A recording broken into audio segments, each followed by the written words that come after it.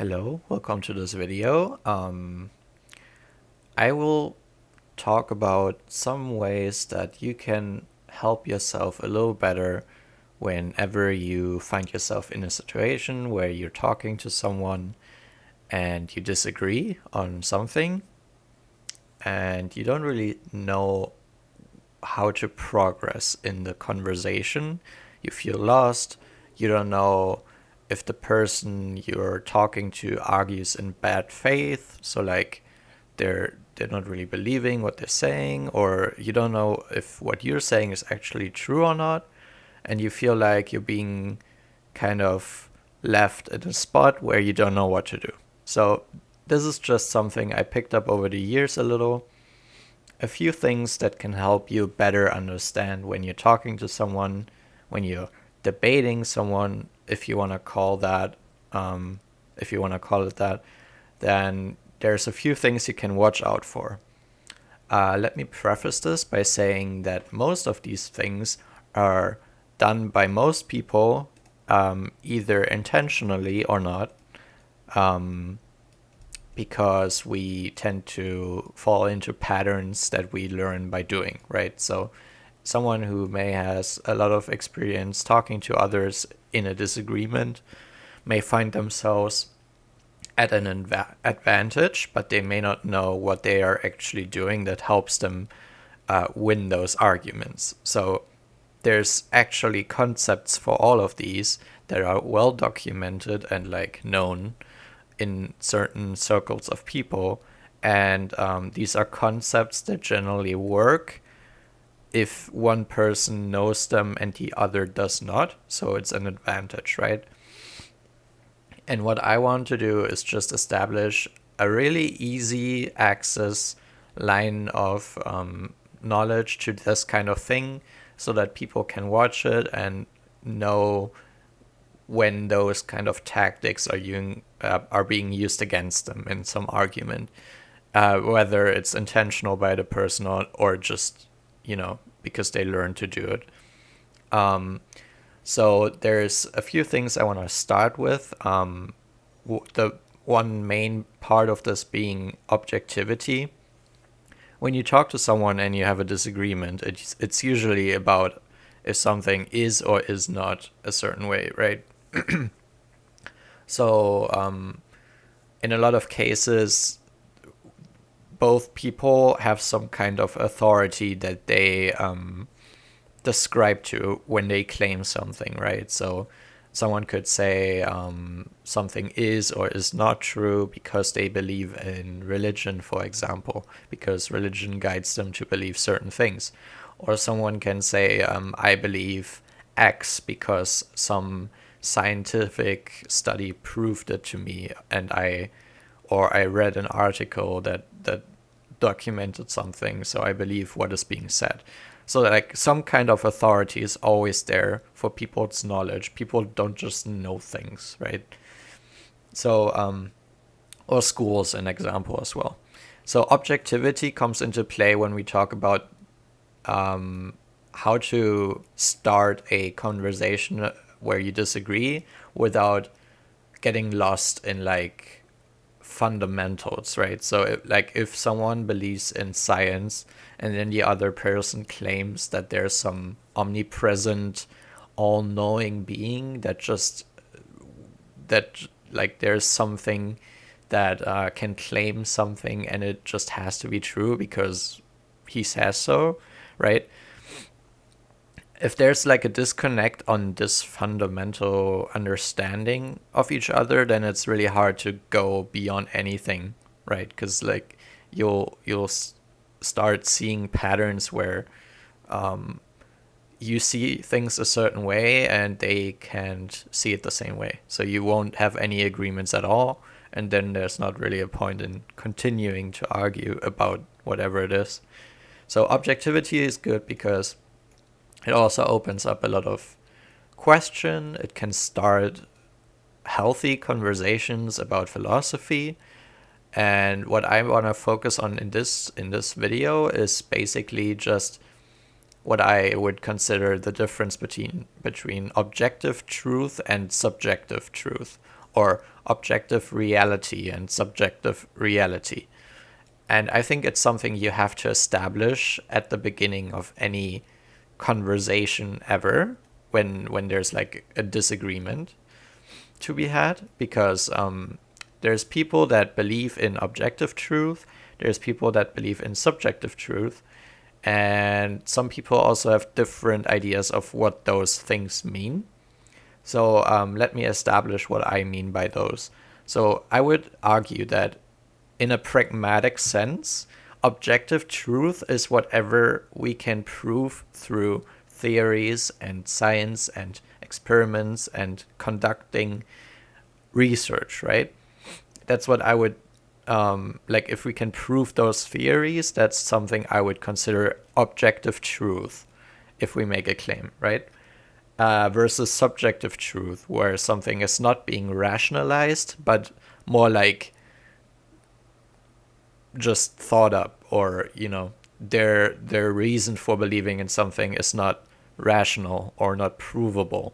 It's just like a hinge, like they use their intuition to reason instead of evidence, like, so that's the difference for me in objective versus subjective reality. There's one argument to be made in the term or the realm of philosophy that there's no objective truth to humanity, because humanity's perception of reality cannot be objective. That can be made as a claim. The problem with that is, since we don't have any way to prove or disprove that theory or like that proposition, there's really no point in talking about its validity, because we cannot prove or disprove otherwise. We can't go outside of our own realm of comprehension. So if you reason, like if you want to live your life through reason, then the only reason we can have is our subjective reason, I guess. But I call it objective because we can make a distinction between when you reason with evidence and you reason with intuition. So yeah, that's one distinction I would make. So and to have a pragmatic discussion about something, you would have to ignore the fact that we are inherently subjective beings in our perception. So yeah, that's a good start, I think. And one good example, like I made a list of examples here where I sent myself text messages on Discord via another account. And I made some examples for statements that can be proven, disproven, or categorized by these topics. Before I go into the examples, I want to just go through all these, like what they mean, or the content of this video. So objectivity, we kind of talked about that. Defined theory is something I want to look at for a moment, because when people argue that there is a theory for something, usually, or in a lot of cases, which I've noticed, people don't really know what that means. So to give you a definition of theory, right? It's to establish a supposition or a system of ideas intended to explain something, especially one based on general principles, independent of the thing to be explained. So the reason why this is important is because a principle can be applied universally. So if we say something is universally true, then it doesn't matter what niche situation you bring up to disprove it, as long as it applies universally. Like stealing is bad by principle. And sure, you can find situations where maybe if the person is like starving or below poverty line in some really poor country, then maybe you could argue that morally there may be an argument to be made that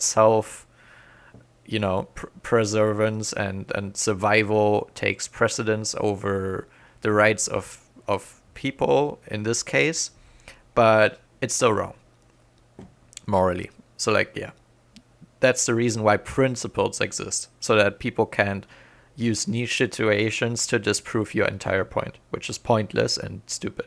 So yeah, theories are to establish these principles, right? So when someone says like they read a theory or they heard about a theory that proved something, they have to understand that, like, first off, theories are always never like 100% true, because theories can be disproven over time. For example, the reason a theory presents a certain solution could also be because the theory isn't conducted well enough. There's a lot of research being made in the world, and a lot of research is made by incompetent people, so you end up with results that you would otherwise not get. So yeah, you have to always take theories with a grain of salt. But I would also, I would just like lead my life, like thinking about this in terms of how relative is something, in terms of how plausible is something. Like if you had to make a decision and your knowledge on something is based off theories and in the fields of science, if something has like a relative percentage chance of plus 50%, right, then it's likely to happen. More likely than if something was, less than 50%. You know what I mean?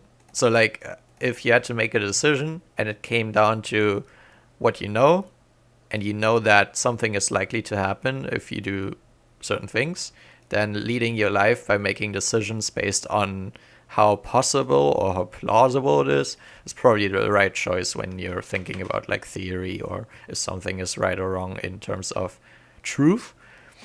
The example I made in my list here is I believe what I can confirm with my own eyes. This is an example of making up a theory on the go by examining one thing that happened, which is not how you prove a theory, by the way. God knows best, like the typical response. Also not a good theory, I guess, because you can't even prove the existence, so what's the point? I think science helps us find objective truths.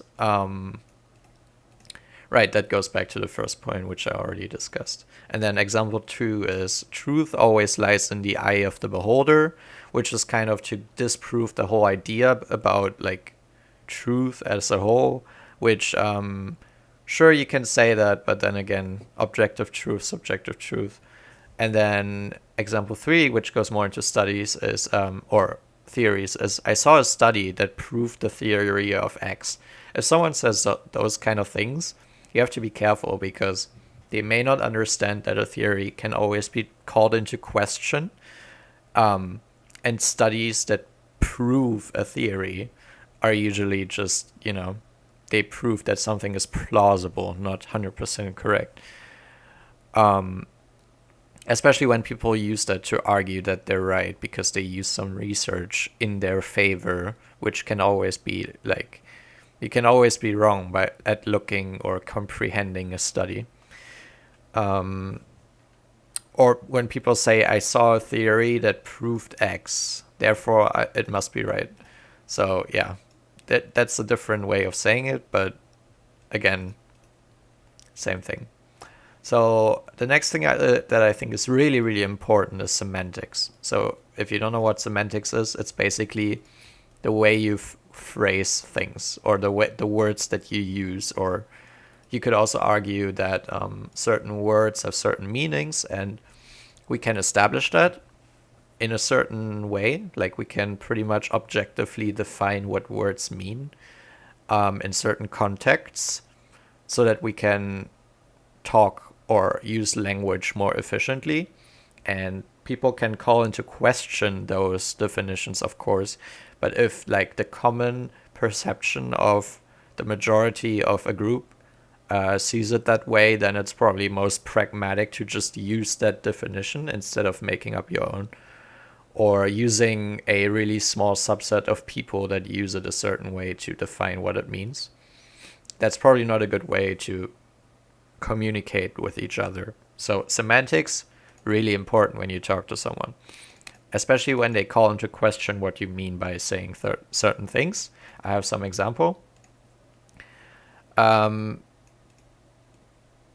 Right, so when someone, let's say you have a discussion about charity as a whole, and if charity is even necessary, and this one person claims that an action was charitable or whatever happened was charity by definition, so it is morally just. That's what they claim, right? And you could argue that it's true. Like, we would generally consider charity to be something good, but if that person uses the word charity to mischaracterize what actually happened, then, that's a semantic problem, and you can disprove it by just pointing it out. And when someone, like, goes into, you'd call this like being nitty gritty, or being like, there's words for that, behavior, but sometimes it's not obvious. So when someone, like, when you say something and you use words like significantly or greatly or whatever, and they claim that, that whatever word you used is not the correct one, you could argue that, and it's really important to make sure that you know what you mean, because you could say black communities in America are significantly impacted by a distribution, by capitalism, like by a wrong distribution. You could argue that, and you could say significantly, which implies that it's a heavy burden on the community, right? If you say greatly, it's a different thing. So I would argue, or I would say that it's true that significance is different from greatly, because a significant argues that there's an impact. Greatly could mean that it affects them greatly, but it's not a burden. You know what I mean? Like, you could use words to say different things, even though they're almost the same. So if someone tries to, like, discount you for trying to make sure that you use the right words, that's also great to point out if someone does that to you. A next thing I want to talk about is ad hominems, or insults, as the common folk would say.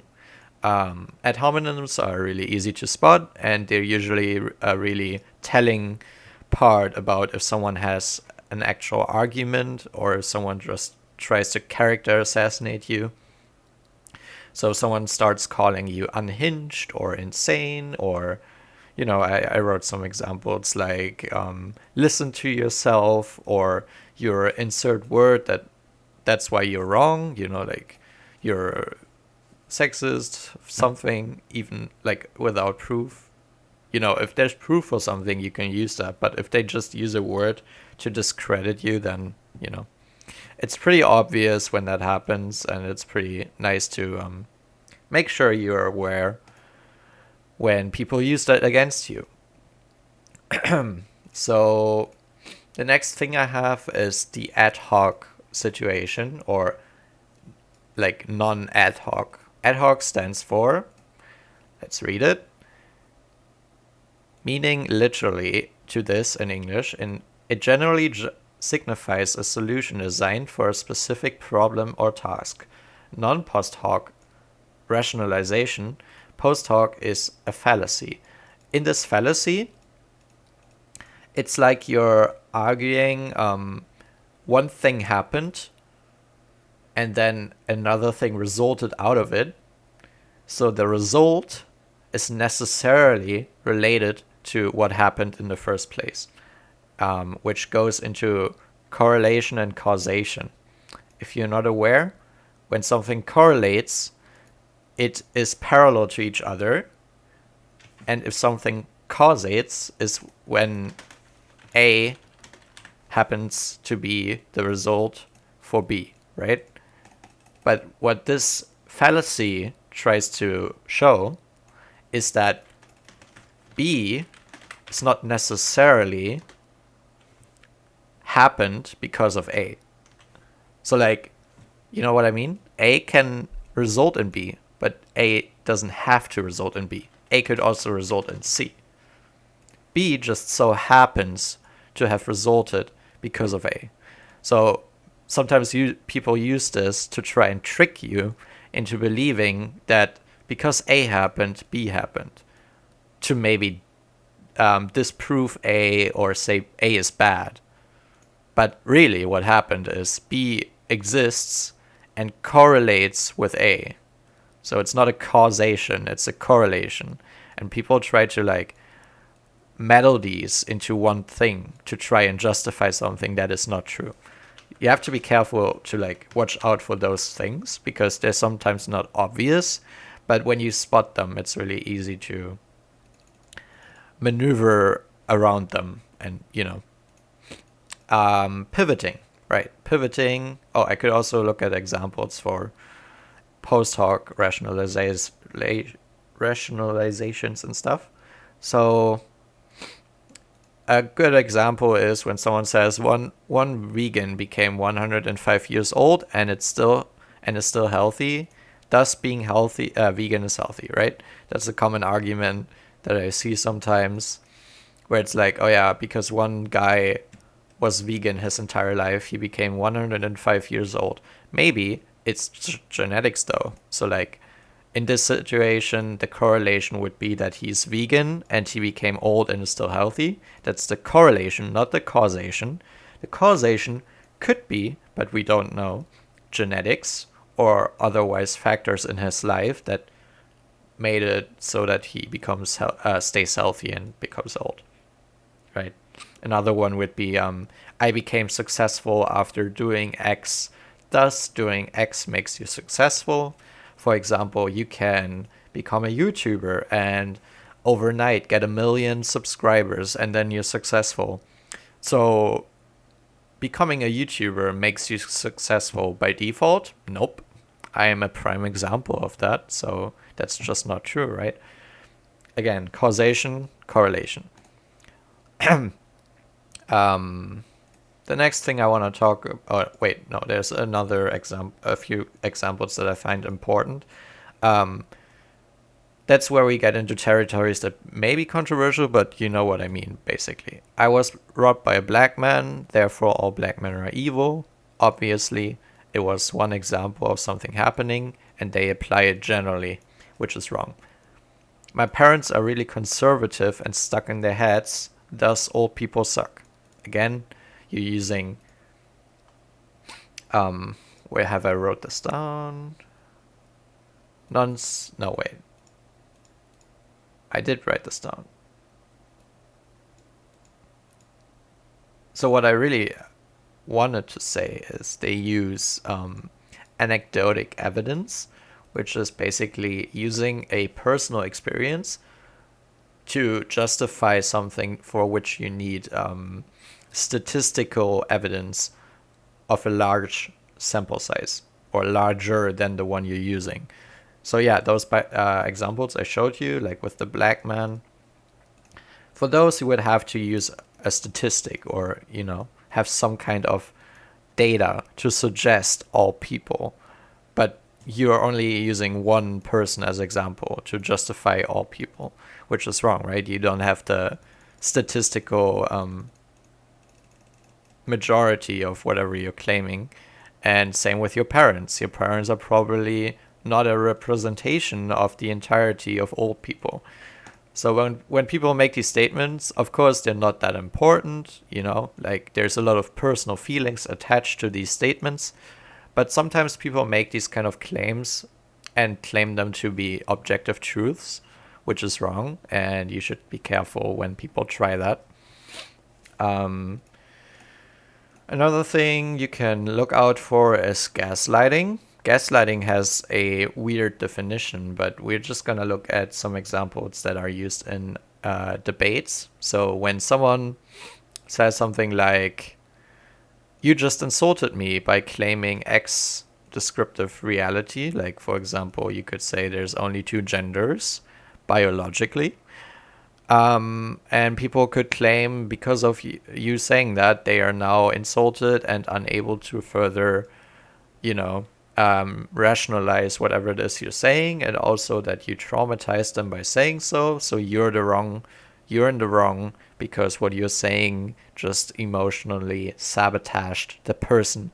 This is essentially gaslighting, in the sense that that person is trying to infiltrate your moral system and make you think that you're wrong because you just hurt someone, or in some way appeal to your emotions in a way that is manipulative, and you should watch out for those.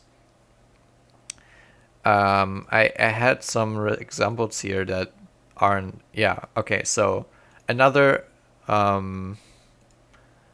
non-sequitur, I kind of jumped that point because it's not that important, but also pretty obvious stuff. A non-sequitur is when, I wrote it down probably, yes, refers to a conclusion that isn't aligned with previous statements or evidence. For example, when someone says oranges are citric and acidy, that's why I avoid eating vegetables. First of all, oranges are not vegetables. So the entire point is just pointless, like stupid. And this is a really obvious example. Sometimes people are tricky and they make you believe that something is because of something else, but really it just doesn't make sense because oranges are not vegetables. Or I painted my door green because I read in a magazine you need to care for nature. This person could believe that they're being satiric or whatever, but there's examples of this where people just use it to claim something that is not related at all. That's a really important one, I guess, but it doesn't happen too often. Pivoting is also important. You could argue that my entire video is pivoting because I skipped from one point to another without providing proof for any of these, but there's well-documented proof for all of these things to be illogical or, usually used to manipulate a situation or to gain an advantage in a debate in a way that doesn't make sense. So pivoting means that the definition I found is kind of weird, but it makes sense. An attacker targets a lower security host where less security is in place, which in turn enables him or her use the access to the lower security host to exploit the access privileges granted to that host to attack a higher security host with better probability of success. So what this means, or what this can mean in a debate where you talk to someone and you disagree, is you have a main point that you really, really, really want to get across, and you don't want to change your position on it, like a really fundamental thing. And what the person may do when they notice that you don't change your mind is they attack something where you're not sure, something that doesn't seem relevant, and they attack it and they try to make you think that something else is the case. And if they can do that, maybe because it's related somehow, they try to infiltrate your main point by using small points. Like they, instead of attacking your main argument, they just go to other things and try to attack those. It's really important to watch out for those. Pivoting can also mean that, for example, you have one discussion about one thing, and you and the other person are naming arguments after arguments and exchanging ideas, and then when the person doesn't get the results that they want from whatever argument is being held, they pivot onto another argument, like whataboutism, basically. So I claim X, and then the person says, no, X is not true, and then I don't know, I list my argumentation, my rationalization for why X is true, and then instead of going into detail or refuting my theory, they then say, okay, but what about Y? What about W? Like they don't go in on my claim, they make pivots onto other claims. An example of that is, okay, let's not talk the reasons for if or if not you're right about healthcare being a necessity. Can you just tell me instead why countries have borders? Like those kind of pivots are pretty obvious to spot. Straw manning is really easy to explain. It's basically the so you're saying thing. So when you make a claim and someone starts off by saying, so you're saying, and then lists your claim but misrepresented, that's a strawman. They could use that to make you doubt your own position by claiming it's something different, or by misrepresenting it. And you have to be careful when someone says those kind of things that you make sure to either don't follow whatever they just made up on the spot, or try to communicate better what you actually meant. Sometimes it's just a misunderstanding and not intentionally misrepresenting your point, in which case you have to be careful and just don't get mad at people just because they may accidentally use this. The same goes for all of these, by the way. Whenever you talk to someone, don't just instantly assume that they're being manipulative or arguing with bad intentions because they use one of those. In most cases, people use these unintentionally because they just learn to use them over time, not to manipulate or win an argument, but because it's handy, and sometimes people don't really think about it, right? So whenever you see someone use one of these, don't get mad, just stay calm and know that they're being, illogical right now, but you could try to walk them through it. You could try to go around them. Do what you do. So yeah, strawmans are sometimes used. I would say not that much with people that actually know what they're talking about. The Mandela effect is kind of related to this, but not really. Like the main definition is something else. But I would argue that Mandela effect can be used in arguments or debates in a way that's like, okay, let me show you the example. So the example could be like, I don't wear a mask because I don't see anyone else doing it. So the government must have ended the restrictions, right? This kind of argumentation goes into like what some people call sheep thinking.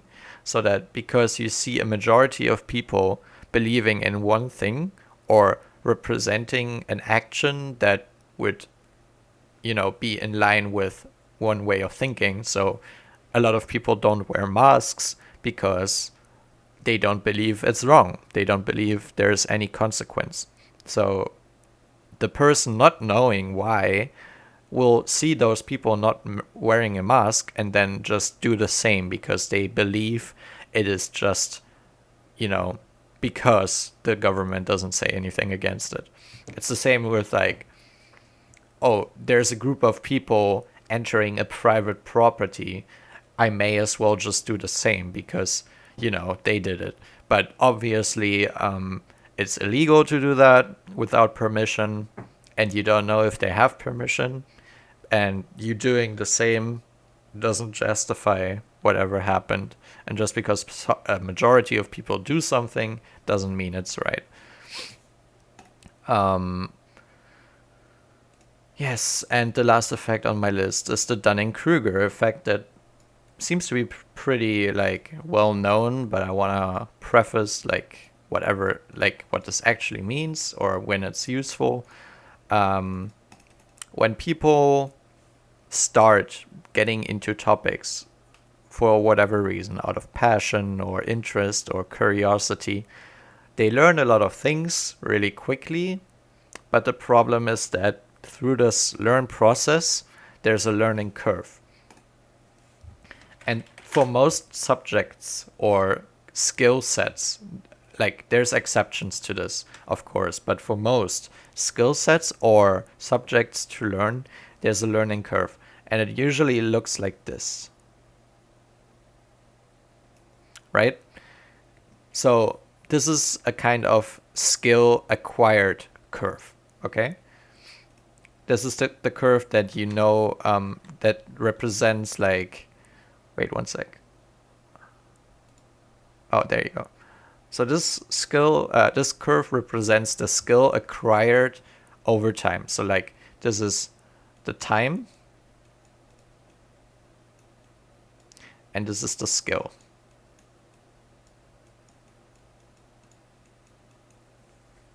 Okay, and there's another curve which is kind of how fast you learn. So when you start learning, your efficiency at learning new topics or learning a lot of things is kind of like this. So what happens is over time, you start learning less and less more things and instead get into really small details of things. In a skill, this could be in a way where you can see kind of when you reach this point, you're sufficient at whatever it is you're doing. And after that, you just learn like to get better at certain things, but you don't learn that much more things. This is important because when you're in this stage, like at the beginning of learning something, this efficiency of learning makes people motivated because of brain chemistry. This is also well documented. And you're really motivated to learn more because you're learning a lot and you feel like you're making progress, right? So because of this, you get a false sense of security that you're proficient at learning this, so that you're easy at, well, it's easy for you to comprehend whatever it is you're learning, and thus you believe that you're good at whatever it is you're learning. The problem is that since you're in this stage of skill development and there's all of this to still do, you start believing that this is like this small. And you've already had like 70% of whatever topic it is you're learning already acquired. As you go towards the end of this curve, this part that you haven't acquired yet becomes larger and larger in your own perception. So in the beginning, it's like you think you know 70%, but near the end, you think you know 10%, which is called the Dunningkruger effect. A good example for that is, so I started researching law a week ago. I'm pretty sure I could win a court case, that kind of argumentation. Everyone, of course, knows that this is complete, absolute nonsense. But there's some ways you can phrase these kind of things to make it less obvious. And I just want you to be aware of that. So this kind of concludes my list of topics that I wanted to talk about. If there's any disagreements or any questions related to any of these 12 topics, none other though, feel free to leave them in the comments. I will read and I will reply.